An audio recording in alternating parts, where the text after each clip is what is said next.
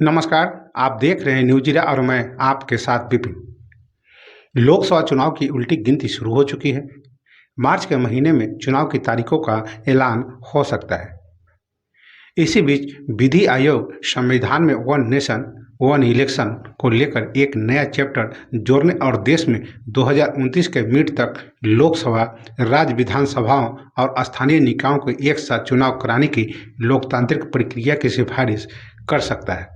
Agency PTI के मुताबिक सूत्रों ने कहा कि जस्टिस ऋतुराज अवस्थी की अध्यक्षता वाला आयोग एक साथ चुनाव पर नया चैप्टर जोड़ने के लिए संविधान में संशोधन की सिफारिश करेगा।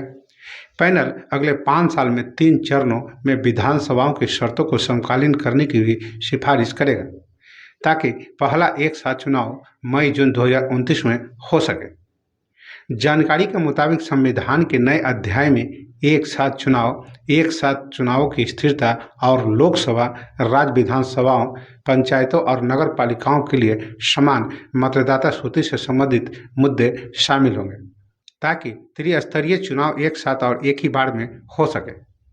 5 साल की अवधि में विधानसभाओं की शर्तों को स्क्रीनलाइज किया जाएगा, जो कि 3 फेज में होगी।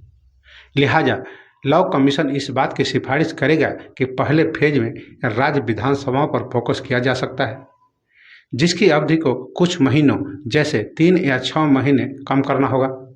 अगर कोई सरकार अविश्वास के कारण गिर जाती है या त्रिशंकु सदन होता है, तो कमीशन विभिन्न राजनीतिक दलों के प्रतिनिधियों के साथ यूनिटी गवर्नमेंट यानी कि एकता सरकार के गठन की सिफारिश करेगा। अगर एकता सरकार का फॉर्मूला भी काम नहीं करता है, तो कानून पैनल सदन के शेष कार्यकाल के लिए नए सिरे से चुनाव कराने की सिफारिश करेगा। सूत्रों ने बताया कि मान लीजिए कि नए चुनाव की जरूरत है और सरकार के पास अभी भी 3 साल है, तो स्थिरता सुनिश्चित करने के लिए चुनाव शेष कार्यकाल यानी कि 3 साल के लिए ही होने चाहिए।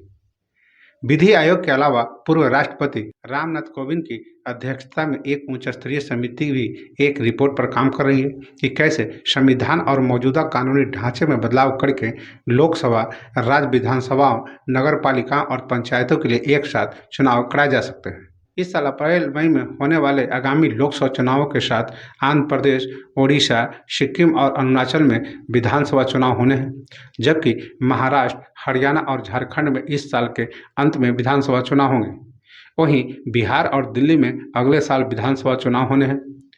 असम, पश्चिम बंगाल, तमिलनाडु, पुडुचेरी और केरल में 2026 में और उत्तर प्रदेश, उत्तराखंड, पंजाब और मणिपुर में 2027 में चुनाव होंगे। 2028 में 9 राज्य त्रिपुरा, मेघालय, नागालैंड, कर्नाटक, मिजोरम, छत्तीसगढ़, मध्य प्रदेश, राजस्थान और तेलंगाना में विधानसभा चुनाव होंगे। तो बस अभी के लिए इतना ही। तो हमें आगे दीजिए। नमस्कार।